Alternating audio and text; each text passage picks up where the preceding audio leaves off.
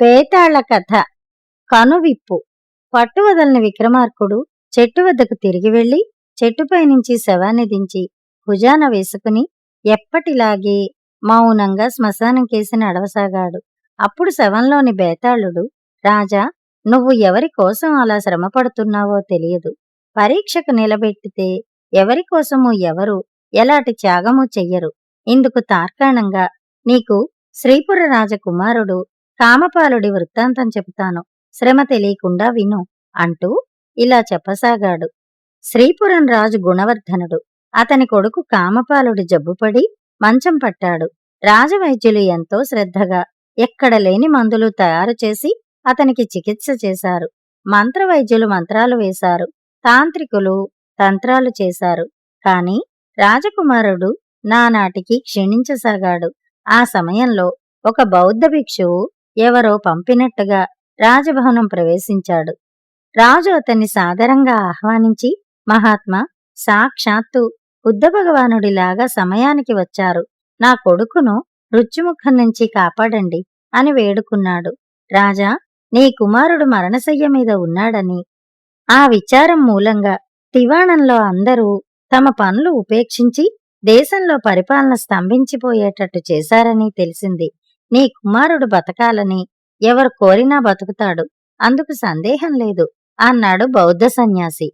అదేమిటి స్వామి, నా కొడుకు బతకాలని కోరని వాళ్ళు ఈ దేశంలో ఎవరూ లేరు. అందరము వాడే ఆయువే కోరుకుంటున్నాం అన్నాడు రాజు. కోరుకున్నంత మాత్రాన లాభం లేదు.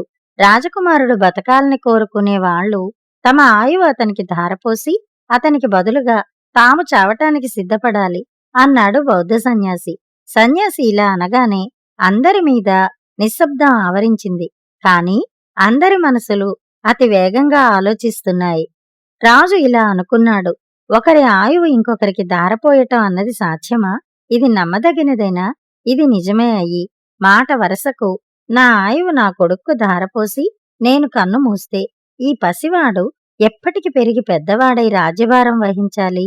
అంతదాకా వాడి యోగక్షేమాలు ఎవరు చూస్తారు? నేను పోయిన మరుక్షణం వాడి చుట్టూ ఎన్ని కుట్రలు ఆరంభం కావు? నా కొడుకు కోసం నేను చావటం నిశ్చయంగా నిరర్ధకం అవుతుంది. రాణి ఇలా అనుకున్నది, నా చిట్టి తండ్రి నా ఆయువు పోసుకుని బతికితే సంతోషమే, కాని నేను పోగానే రాజు ఇంకో పెళ్లి చేసుకుంటాడు. నా కొడుక్కి సవత్తల్లి వస్తుంది.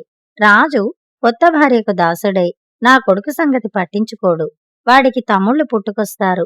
రాజ్యం కోసం ఎన్ని దురన్యాయాలు జరిగేది అందరూ ఎరిగినదే. నేను చచ్చి నా కొడుక్కు ఆయువిచ్చి ఏం లాభం? బతికుంటే ఇంకా పిల్లల్ని కనే వయసేనాది.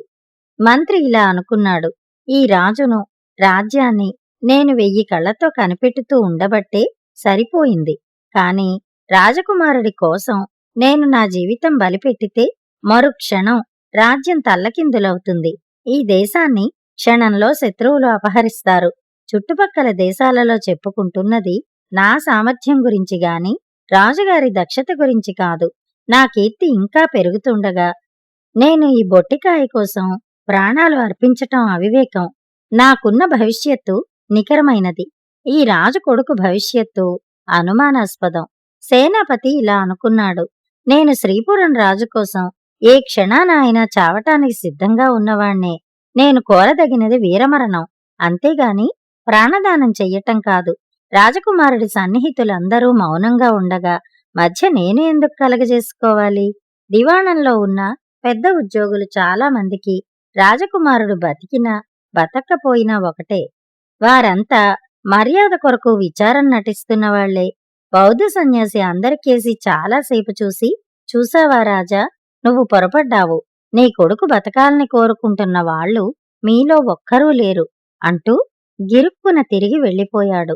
బేతాళుడు ఈ కథ చెప్పి, రాజా, రాజకుమారుడు పోతాడేమోనని బెంగపడుతున్న వారిలో ఒక్కడు కూడా తన ఆయువాడికి ఇయ్యటానికి సిద్ధపడకపోవటానికి కారణం ఏమిటి? మిగిలిన వాళ్ళది నటన అనుకున్న కన్న తండ్రి తల్లి కూడా తమ ఆయువు తమ కొడుక్కు ఎందుకు ధారపోయలేదు? ఆపేక్షలు అంతఃకరణాలు వాస్తవం కాదా? అందరివి మోసం బతుకులేనా? ఈ సందేహానికి సమాధానం తెలిసి కూడా చెప్పకపోయావో నీ తల బద్దలవుతుంది అన్నాడు. దానికి విక్రమార్కుడు ఆపేక్షలు, అంతఃకరణాలు అబద్ధం కాదు. ప్రపంచంలో ఒకరి కోసం మరొకరు దుఃఖించటము, ఒకరి సంతోషాన్ని ఒకరు పంచుకోవటము, పిల్లల పట్ల పెద్దల వాత్సల్యము, పెద్దల పట్ల పిల్లల అభిమానము, ఇవన్నీ మానవ జీవితంలో వెలలేనివి, జీవితానికి అందము, శోభ కలిగించేవి. అయితే మనుషుల మధ్య ఉండే ప్రేమ బంధాలు నిజానికి జీవిత బంధాలు కూడాను. తల్లిదండ్రులు తమ జీవితంలో భాగాలుగానే పిల్లలను ప్రేమిస్తారు. ఇంకొకరికి జీవితం దారపోయటమంటే వారిని కూడా జీవితంతో పాటు త్యాగం చేయటమేనన్నమాట. అది ప్రేమ ఎలా అవుతుంది? ఒకరి కోసం ఒకరు ప్రాణత్యాగం చెయ్యటమనేది ఉద్రేకంలో చేసే పని. బుద్ధితో ఆలోచిస్తే దానికి ప్రత్యేకమైన విలువ ఏమీ లేదు. ఉదాహరణకు రాజు, రాణి తమ కొడుకు కోసం తాము తమ ఆయుర్దాయం ధారపోయటం గురించి బుద్ధి ఉపయోగించే ఆలోచించారు. అందులో స్వార్థం కాని, కుతర్కం గాని ఉన్నదనగలమా? అనలేం అన్నాడు. రాజుకు ఈ విధంగా మౌనభంగం కలగ్గానే బేతాళుడు శవంతో సహా మాయమై తిరిగి చెట్టెక్కాడు. కథ సమాప్తం. కథ కంచికి, మనం ఇంటికి.